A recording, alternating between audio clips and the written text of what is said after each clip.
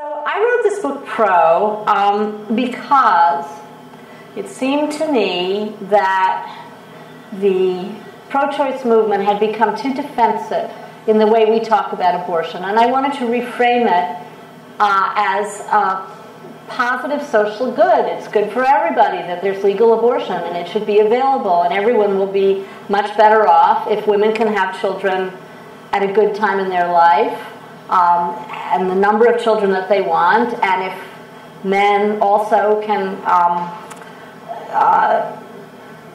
be part of that.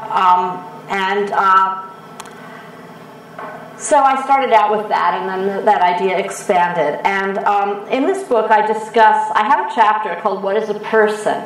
That is actually, I think, a pretty useful chapter if you have a friend who thinks abortion is murder. You could just read them this. And tie them up, make them sit down, and read it to them.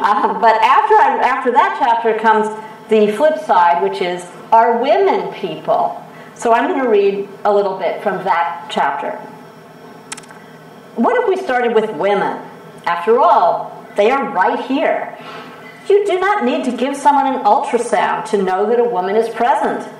No one doubts that she can think or perceive or suffer pain. What is the moral status of women? How much right to life do women have? How much personhood?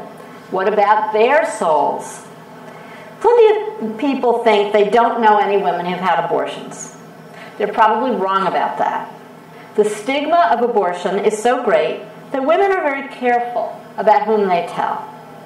The sociologist Sarah Cowan, who studies secret keeping, found that women were much more likely to tell others about their miscarriages than about their abortions. And when they did confide in people about their abortions, they only told ones they thought would not be censorious, who also avoided telling people who would disapprove. That sounds obvious enough, but the implications may not be. Cowan found that abortion opponents underestimate the prevalence of abortion in their community, and therefore miss out on personal connections that might make them more tolerant. Even pro-choicers don't necessarily bring their own experiences into abortion conversations. They are too private and too likely to be used against them.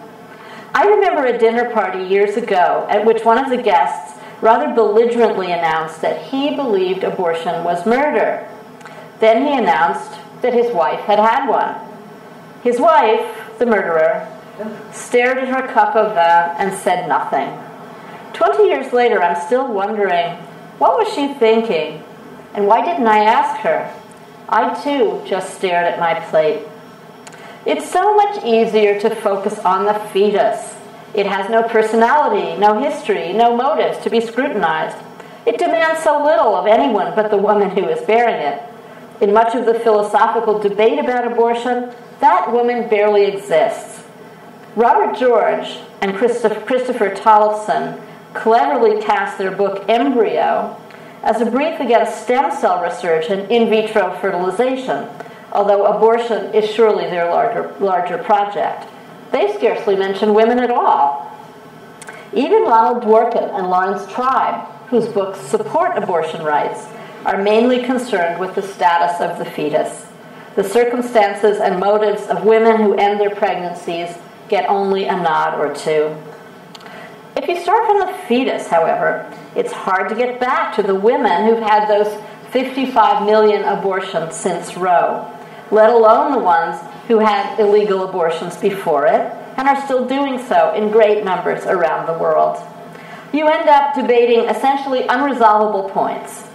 If we can all agree that a fetus is a fully formed baby at birth, what about the day before birth, a week before viability, or when it can feel pain, or when it has a heartbeat, or when it's implanted, or at the very moment of conception? For abortion opponents, there is no logical stopping place, because fetal development is a continuous process, the unfolding of inherent capacities.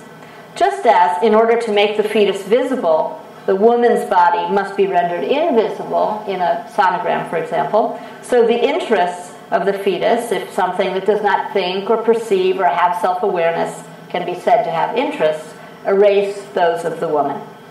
What is graduating from high school or not feeling ready to mother a child, or the fact that you're living in your car, compared to the very existence of this tiny, helpless creature?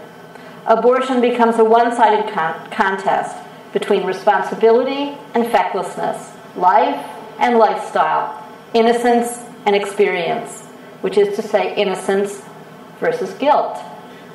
No one describes pregnant women as tiny or helpless. They are huge and powerful. They could kill a baby, much less innocent. But fetuses are always innocent, even more innocent than babies, who scream and fuss and are full of needs and rage, like a fiend hid in a cloud, as William Blake put it.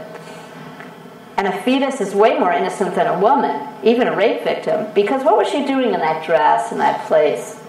So let us consider women. Today we're told women can do anything and be anything. Well, maybe not if they're black or Latina or poor, but still.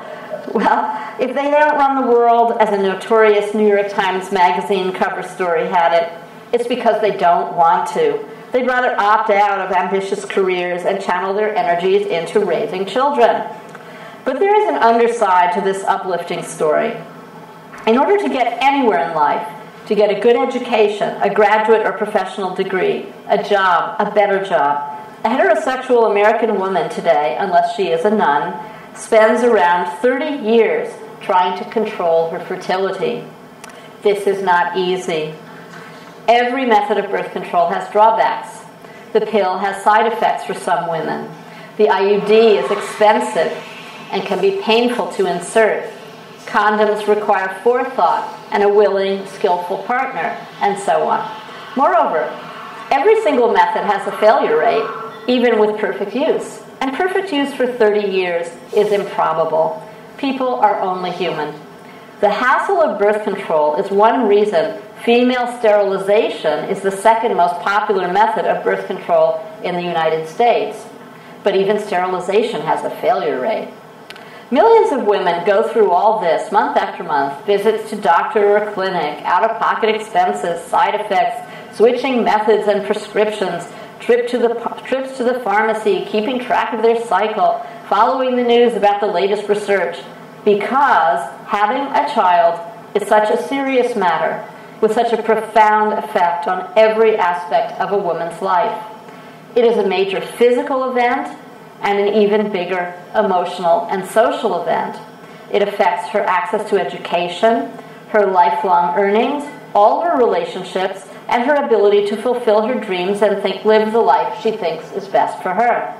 But strangely, unwanted or ill-timed pregnancy is something society treats as if it were a small thing, even as politicians and pundits wring their hands over teen pregnancy and single motherhood. When we put up obstacles to reproductive care, the doctor can see you next month, the free clinic is hours away, the pharmacy doesn't stock Plan B, and to the most effective forms of contraception, we're saying it's not so bad to get pregnant when you don't want to be, or sure, it's bad, but you should have thought of that before you had sex. What can that mean except that women's sexuality is what really defines them? Not their brains and gifts and individuality and character, and certainly not their wishes or their ambitions or their will. If we allow women's lives to be derailed by a single sperm, if bearing and raising children is something she should be ready to do at any moment, we must not think women matter too much to begin with. What matters is they had sex. Judgments about women's sexuality permeate the discussion of abortion, much of which is about trying to distinguish good women from bad ones. Even raped women are suspect. How could we be sure she was really and truly a victim?